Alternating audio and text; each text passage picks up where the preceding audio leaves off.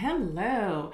Thank you so much for joining me here. I know it's that in-between space between Christmas and New Year's. I hope everybody had the most amazing holiday. I know holidays can be really stressful. They can also be not always the best for everybody. So I'm hoping those of you I hope you had wonderful holidays, and those of you who didn't have the best holidays, I still see you. There are lots of snowstorms and lots of flight cancellations. So I know this holiday time was stressful for lots and lots of people. So today we are going to talk about microaggressions. So let me, let's see, take care of this. There we go. And all right. So I am Dr. Kanika. I'm a board certified internal medicine physician. I'm also a author. I'm a health equity and workplace inclusion consultant. And so I talk about all things race. And recently, if you've been hanging out on any of my platforms, I've been doing a lot of discussion about microaggressions. Microaggressions are things that have factored in pretty prominently in my life and in terms of shaping who I am and where I am and how I experience the world. And so I really thought that it would be a great opportunity to share some of those microaggressions that I faced, and also to hear the stories of other people who also endure microaggressions. Now, one of the things I recognize is that not everybody knows what a microaggression is. You know, like you hear this term, you know it's bad, but you're like, I don't really know what this thing is and why people talk about it and what's the big deal. So I'm going to give you the official definition of microaggressions. Before I do that though, I want to say I am so happy to be able to have these conversations. There was a time in my life where I couldn't talk about race the way I talk about it now, because it would make me, I was so easily triggered when it came to race, because of the slights, because of the microaggressions, because of all those things. And so it was really hard to have these conversations because of the emotion, because it triggered me. And so I'm feeling like, I feel really lucky to be in a space where I can have these discussions. I'm not as easily triggered anymore. I'm not as easily offended. You know, this is a tough topic to move through. And so it's really awesome to be able to be here and to sit and to talk about these things. And I'm looking forward to your comments in the chats, because our chat, I really want to interact and hear what your thoughts are. So what is a microaggression? Let's just get this out of the way. So a microaggression, or also called a micro insult or micro invalidation, they're commonplace, they're daily. They can be statements, they can be actions, they can be an incident. And what they do is they communicate hostile, derogatory, or negative attitudes towards a stigmatized or marginalized group. And a lot of times they're indirect, really subtle, and it's unintentional discrimination. And the thing about microaggressions is, if you are not a part of a marginalized group, if you are not a part of that group that's being affected by it, you can stand right next to a person doing a microaggression and not even know that it's happening. And so I feel like it's almost like this invisible thing that happens that people of color deal with on a daily basis, and people right around them don't even know it. And I think that's what makes it even more challenging for us, is that once again, you wonder, like, am I crazy? Is there something that I'm missing here? Am I being overly sensitive? Because that's what people will say, is that you're being overly sensitive. And so the reality, and because of the fact that it is a micro insult or microaggression that other people may not even recognize, you sometimes wonder, is it just me? And the reality is that a lot of people who are doing microaggressions are good people. They're good people, they're moral people, they're people who would go out of their way to help a stranger. And so it becomes even more challenging, because they're like, what do you mean? I didn't mean it that way. That wasn't my intent. And one thing I'll tell you about microaggressions is that intent doesn't matter. Impact matters. And I think that's a really important recognition. Your intent does not matter. How it lands on the other person is what matters. And so let me give you some examples of microaggressions. So you're really articulate. So if you are standing next to somebody who says that to somebody else, like, oh, you're really articulate, what you may hear is a compliment. Now, I can tell you, when it's a Black person or a person of a marginalized population, we don't hear it as a compliment. I've been told that a lot. You're really articulate. What does that mean? Because you're assuming that I would not be articulate because I'm Black. And so it comes across as more of an insult. And that is the other problem with microaggressions, is that frequently they sound like compliments, but they aren't compliments to the person who's being affected. And the way you recognize that this is not a compliment is because a white person would never be, oh, you're so articulate. You don't say that to white people, but you will say that to Black people because you're surprised when we speak a certain type of English, right? You're surprised when we speak in a way that indicates that we may be intelligent. And so like there's so many things that go into that statement. You're so articulate. That doesn't make it a compliment. Or maybe another one that would be that what you would understand is you speak really good English. Saying that to someone who's Asian. And this Asian person's like, of course I speak really good English. I'm American, right? And so you may not have even meant to insult them, right? But do you know how many times they probably get this comment like, oh, you speak really good English, or, oh, and so it becomes insulting because this is an assumption that they would not speak good English, that there's an assumption that they are not American. And so those are the things that like really, really like, you hear these things, you internalize these things. A lot of people of different ethnicities get this, what are you? What do you mean, what am I? Human? And the person asking, maybe you're trying to ask what their ethnicity is, but nobody ever comes up to a white person and says, what are you? Right? And so like, these are things that are only said to people like myself. These are the things that we're hearing all the time. And so one of my faves, and actually is not a fave, I say that tongue in cheek, but recently, so I will say, let's just talk a little bit about some of the microaggressions that I've been sharing over the past week. The one where my high school English teacher told me, you're smart, but not smart enough to be a doctor. The one where my guidance counselor said, oh, you shouldn't even bother to apply. Even our valedictorian didn't get into Emory last year. Or my hair, the microaggressions around my hair, when I had an afro in medical school and I was told, I was like, why are you wearing your hair like that? Do you think medical school is a place to make a statement? And like, just the very act of being me is making a statement. And I think one of the most hurtful ones was when I was a medical student and a resident and I had locks. I started locking my hair and a resident said to me, why do you want locks? You don't work at McDonald's. And so like, these are like little things like, and the people on my team who heard that didn't say anything. They probably were like wondering the same, like, yeah, why do you want locks? You don't work at McDonald's. And if they weren't thinking that, they weren't recognizing the negative impact that would have on a person to say that thing. Another microaggression that I frequently get, and I want to be clear, microaggressions are not just white people to everybody else. Let's be clear, because I've gotten microaggressions, micro insults from non-white people, from Indian people, from Middle Eastern people, from other Black people. So understanding that microaggressions are anything that stems from like our underlying stereotypes or biases about a people that makes us make certain assumptions about them that end up being insulting.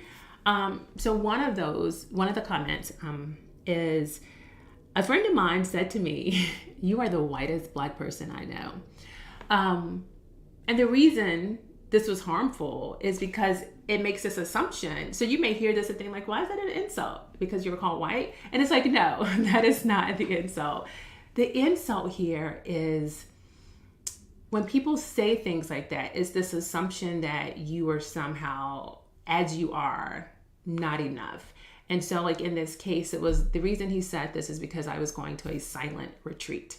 And so, this silent retreat that I was going to, which was amazing, by the way, for the entire weekend, he was like, who does that? That's white people stuff, right? And the fact that I do yoga and Tai Chi and I love country music. So, but when Black people who do things differently or who just have interests that may be considered outside the norm of Black culture, to then be considered like you're not Black enough, or you're more white than you are Black, then those are like little microaggressions that eat away at the identity of who we are, as Black people. And our identity in this country is so fraught with so many layers of things, even as you go back to slavery, and you had Uncle Tom's, and you had, so there's just so much that goes into this. So to be told that, to be, you're not like other Black people, like those are things that really hit us, pretty deeply. So the thing about microaggressions, because you're like, okay, so somebody said something to you, I mean, like, what's the big deal, right? And these things are constant, repetitive stressors. And these constant, repetitive stressors really do impact the communities that are being affected, whether these communities are, minorities, whether it's the queer community, whether it's the trans community. It's the constant nature of it that really, really can negatively impact you. And so this is why we talk about this. We don't talk about it just so you can, just tell you the things that people are saying, right? Like there's an impact, and there's lots and lots of studies that have been done that have demonstrated the impact. And what we know is that it can take a psychological toll on people, from anger to depression to anxiety. And in organizations, this matters because it lowers workplace productivity. It lowers the ability of the person who's receiving these constant microaggressions for problem solving skills. And, and what it also does is it makes the work environment, the school environment, it makes it less inviting. It makes it more hostile. And it also perpetrates stereotype threat. So what is stereotype threat? Stereotype threat is when a person in a marginalized community, they have a fear of confirming an existing stereotype. And so it can negatively impact their confidence or their achievement because they're just so concerned that they don't want to reinforce that stereotype. The way it's manifested in my own life is like if I'm giving a presentation or if I'm doing something, like I know I'm representing all Black people, right? All Black people. And so I have to show up a certain way. I have to do things a certain way. And it just really puts a lot of stress and strain on the person who's on the receiving end of these microaggressions. And it also, as a physician, it matters because it leads to physical health problems. The chronic stress, as we know, leads to heart disease and which can lead to strokes and stomach ulcers and like all these things, right? And so understanding it's not just the words, it actually has physical effects and mental effects on the people who are on the receiving end. And one of the, like I said, it can be almost like an invisible crime. The only people who recognize it are the people on the receiving end, and somebody can be standing right next to them and not even know like what happened. And, some people would say it makes it even more dangerous than people who are outright bigots or outright racists, because these are good, moral, decent people who are doing these things. And it's more dangerous because these are your educators, they're your healthcare providers, they're your employers. And so if they have these underlying biases and these underlying assumptions that they're making about you, and they're constantly invalidating you, or these micro insults, these microaggressions, it affects your workplace performance. It can affect whether or not you're promoted. It can affect how, your healthcare provider sees you, how they deliver care to you. Like all of these things matter. And like I said, we know in this day and age, like you can't openly be a racist, right? Like that's pretty clear to pretty much everybody. And so the danger here is these subtle microaggressions, these subtle insults that happen that are negatively impacting the people on the other end. And so one of the things, I had an example. I don't know if this is the best example, but I want to give an example of why this is like a really big deal. So imagine mothers and daughters, right? You know, most mothers love their daughters. But mothers also historically have been known to say things to their daughters when it comes to their weight and their and what they eat and those sort of things, and that can negatively impact their body image.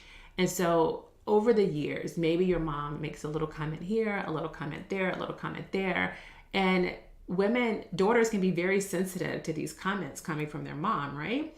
The mom doesn't mean any harm with what she's saying. She's actually trying to help you, right? She wants you to make healthier eating choices. She doesn't want you to be overweight. She wants you to have like the best life possible. And in her mind, it means you have to be a certain size and look a certain way. It's not coming from a negative place, but those are certain biases and things that she has in place. And it doesn't matter that it's not coming from a negative place. It still affects your self-esteem. It leads you to having an eating disorder. It does. So this is when I say intent doesn't matter, impact matters. And so I just thought that, to me, I thought that was a good example of somebody saying tiny little things over the course of days, months, years that in and of itself, one comment, not a big deal, but really becomes a big deal in the way it impacts the person on the other end, the daughter who's on the receiving end of these comments, right? So if we can agree that microaggressions are a thing, if we can agree that they negatively impact the other person on the receiving end, if we can agree that probably all of us, you know, do microaggressions, and there needs to be an awareness, and you can be an amazing, wonderful, moral person who cares about others, and you can still perpetrate microaggressions, micro insults against vulnerable populations, right? If we can agree to that, which I hope we can, then the next step is like, so what do you do about it, right? We recognize that this is a problem, and I've already said that a lot of people do it and don't even know they're doing it. So how do you not do something that you don't know that you're doing? Well, one is to just be awareness. This is a thing that happens. Let me make sure that I am not perpetrating those stereotypes and those biases. And so be vigilant about your biases, right? This isn't a talk about biases. I'll come back and I'll do that, another time. But be vigilant about your biases. We all have them. No matter who you are, you have biases. And then seek out interactions with people who are different than you. If you stay within your bubble, then a lot of those stereotypes and biases are just going to be reinforced. If you step outside of your bubble and you hang out with people who are a different ethnicity than you, different in so many different ways, right? Then it gives you a different viewpoint. It gives you a different understanding of people with different cultures than you. And it makes it less likely that you're going to perpetrate microaggressions. And if somebody tells you what you said hurt them, don't be defensive, right? Like, listen when people tell you this is offensive, and don't say, well, I didn't mean it that way. Great. It still is offensive. So listen when people are trying to tell you these things. Be open to discussion. I feel like if we were able to have more dialogue around these things, it would make a huge difference. And I feel like there definitely needs to be more openness to dialogue, and also be an ally against all forms of biases and discrimination. If you see microaggressions taking place, speak up, because the person who the microaggression is coming to may not actually feel comfortable in that space speaking up. It can be a really heavy weight on those of us who are having the microaggression perpetrated against us because it's constant. Two, because of that emotional triggering, like you might get upset, you might get angry, and so then you just choose not to say anything because you don't understand how to explain to somebody how something that they said is offensive, especially when they don't recognize it as being offensive. And then the last is, remember, Google is your friend. Okay, Google is your friend. And so do the work. Read up about microaggressions, So from Google, there are tons of articles. There are even books written about microaggressions. So if you recognize, like, oh, I'm hearing people say this is a problem. I'm hearing people say that this causes harm. Let me learn more about it so that I won't be a perpetrator of that. I'm in a really, really good space now. But the fact that I can still tell you comments that were made to me 20 plus years ago, it tells you the power of some of these microaggressions or micro insults that people of color or people in marginalized populations experience. So it matters. They're big, they're huge. And so those are just some solutions. So now for those of you who are watching, like my little snippets, my little videos of microaggressions over this past week, now you understand this is what a microaggression is. This is why they are a big deal. And I hope that you walk away with some solutions to actually to not be the person who's perpetrating microaggressions against other people. So I am going to leave you. I hope you guys have an amazing New Year's, and that you bring in the New Year's safely. And I'm Dr. Kanika, board certified internal medicine physician, also diversity, equity, and inclusion consultant. And I work with organizations doing implicit bias trainings, workshops, and speaking engagements. So would love to hear from you. Would love to see you on my social media profiles. Shoot me an email at info@drkanikamd.com. I love to chat. You guys take care. See you later.